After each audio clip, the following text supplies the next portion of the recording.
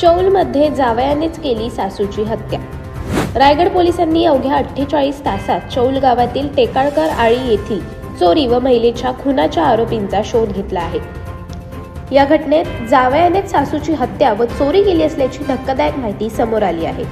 या प्रकरणी मयत महिलेचा जावई असलेल्या मुख्य आरोपीसह चौघांना ताब्यात घेण्यात आले आहे। मंदा प्रमोद म्हात्रे या चौल येथे एकट्याच राहत होत्या।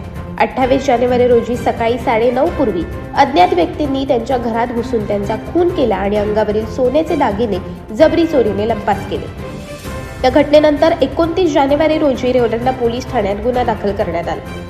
घटनेचे गांभीर्य लक्षात घेऊन पोलीस अधीक्षक आचल दलाल, अपर पोलीस अधीक्षक अभिजित शिवथरे, उपविभागीय पोलीस अधिकारी माया मोरे आणि स्थानिक गुन्हे अन्वेषण शाखेचे पोलीस निरीक्षक मिलिंद खोपडे यांच्या मार्गदर्शनाखाली विशेष पथक तयार करण्यात आले।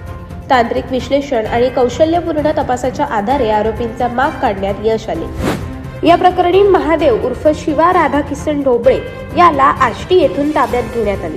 अशोक अजिनाथ भोसले आणि गणेश उत्तम पंडागळे यांना जाटदेवळा येथून अटक करण्यात आली, तर शुभम एकनाथ पवार याला पेण येथून ताब्यात घेण्यात आले। प्राथमिक तपासात मुख्य आरोपी महादेव ढोबळे हा मयत महिलेचा जावई असल्याचे समोर आले। वृद्ध महिला घरात एकट्या राहत असल्याची माहिती आरोपींना असल्याने त्यांनी घरात प्रवेश करून खून व चोरी केल्याचे उघड झाले आहे। या गुन्ह्याचा पुढील तपास रेवदंडा पोलीस करत असून खून करण्यामागील नेमके कारण आणि चोरीस गेलेले दागिने हस्तगत करण्याबाबत तपास सुरू आहे। अवघ्या 48 तासात गंभीर गुन्ह्याचा उलगडा केल्याबद्दल रायगड पोलिसांचे सर्वत्र कौतुक होत आहे। अशाच अनेक घटना आणि बातम्या जाणून घेण्यासाठी सबस्क्राईब करा आमचे YouTube चॅनल केवी न्यूज आणि इन्स्टा पेज कृषीवल न्यूजला फॉलो करा।